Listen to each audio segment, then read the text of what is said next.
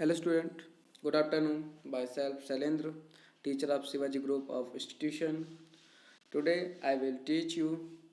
The chapter is Magnetic Effect of Current of Physics, class 10 in Hindi medium.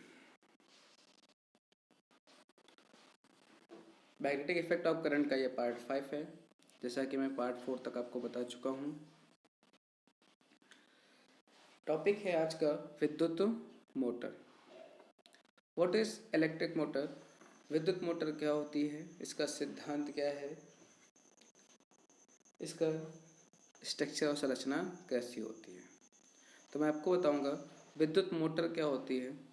विद्युत motor एक ऐसा उपकरण है, ये एक ऐसी युक्ति है जो घूर्णन गति करती है, इसलिए इसे घूर्णन युक्ति भी कहते हैं। विद्युत मोटर एक घूर्णन युक्ति है।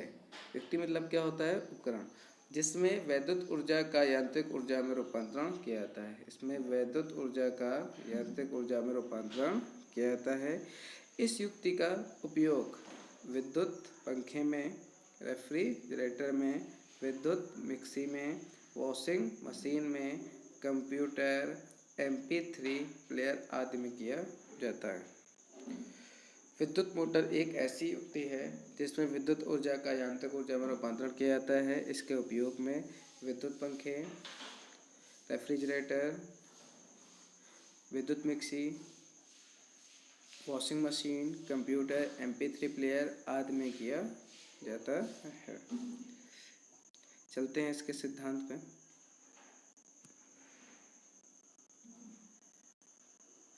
विद्युत मोटर का सिद्धांत। विद्युत मोटर का कार्य करने का सिद्धांत विद्युत धारा के चुंबकीय प्रभाव पर आधारित रहता है।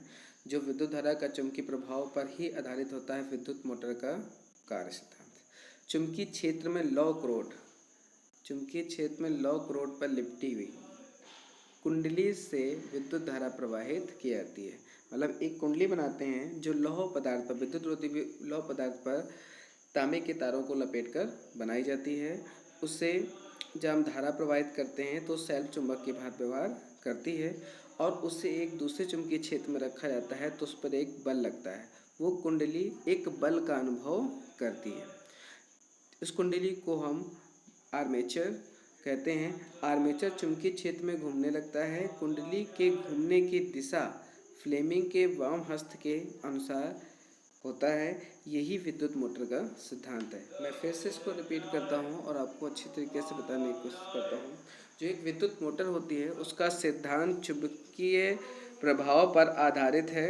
चुंबकीय क्षेत्र में लॉक रोड पर लिपटी कुंडली से एक विद्युत धारा प्रवाहित की जाती है। कुंडली से एक लिपटी विद्युत धारा प्रवाहित की जाती है तो वह बल का अनुभव करने लगती है, जिससे मोटर का आर्मेचर चुंबकीय क्षेत्र में घूमने लगता है। जिससे मोटर का जो आर्मेचर होता है वो चुंबकीय क्षेत्र के अंदर घूमना प्रारंभ कर देता है। जिससे मोटर का जो आर्मेचर होता है वो चुंबकीय क्षेत्र में घूमना प्रारंभ कर देता है। जब हम उस आर्मेचर या कुंडली में धारा का प्रवाह बंद कर देते हैं तो मोटर का आर्मेचर घूमना बंद कर देता है। धारा का प्रवाह बंद तो उसमें बंद। क्यों? ऑस्टेड ने बताया था जब करंट का फ्लो होगा तो वहाँ चुंबकीय क्षेत्र उत्पन्न होगा। तब जो चुंबकीय क्षेत्र होते हैं तो एक दूसरे को प्रतिकर्षित करते हैं। जहाँ पर धारा के दो डायरेक्शन होने पर आर्मेचर पर इसमें दो बल लगते हैं जो बल आघूर्ण को प्रदर्शित करते हैं, जिससे आर्मेचर घूर्णन गति करना प्रारंभ करती है।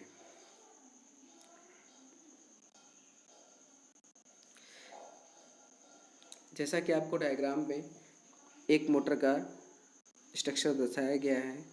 आपको लाल कलर के दो ब्लॉक N और S दिख रहे हैं जो चुंबक को रिप्रेजेंट कर रहे हैं। N और S चुंबक को रिप्रेजेंट कर रहे हैं। N से मैग्नेटिक फील्ड लाइंस साउथ की ओर ट्रैवल करती हैं। जैसा कि मैं आपको दिखाना चाहूँगा कि जो हमारे पास मैग्नेट होता है N से S की ओर मैग्नेटिक फील्ड निकल कर ट्रैवल करती हैं तो बीच में क्या बन जाता है? NS के मैग्नेटिक फील्ड बन जाती है। उस मैग्नेटिक फील्ड में हमारे पास एक आर्मेचर रखा हुआ है। वो आर्मेचर जो है वो हमारा A, B, C और D है।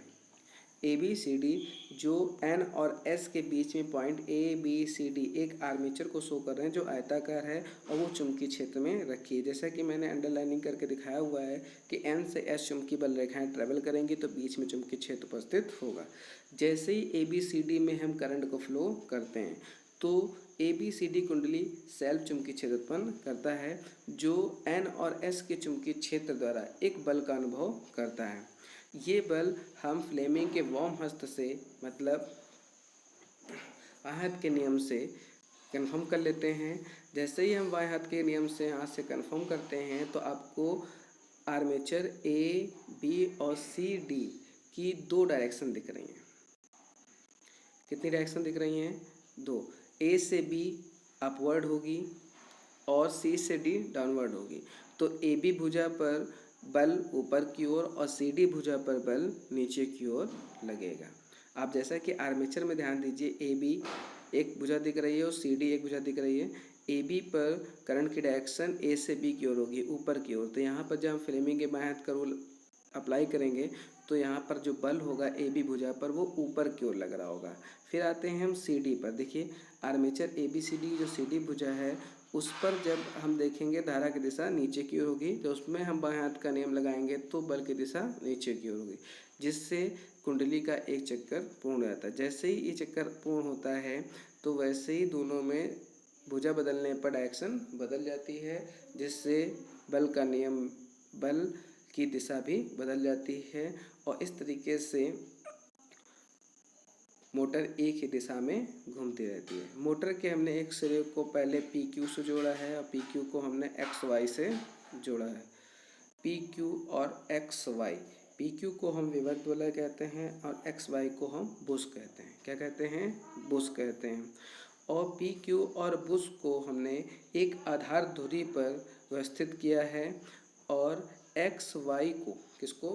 XY को जैसा कि आप देख पा रहे होंगे इस फिगर में जो विभक्त वलय हैं वो हमारे पास क्या हैं? P और Q।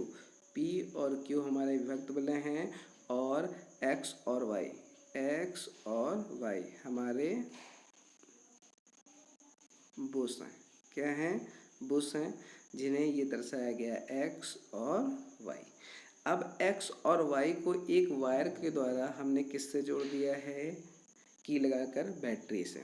जैसे ही आप बैटरी में की को ऑन करोगे तो बैटरी से करंट का फ्लो होगा जो पॉजिटिव से इसकी पॉजिटिव डायरेक्शन से फ्लो होगी और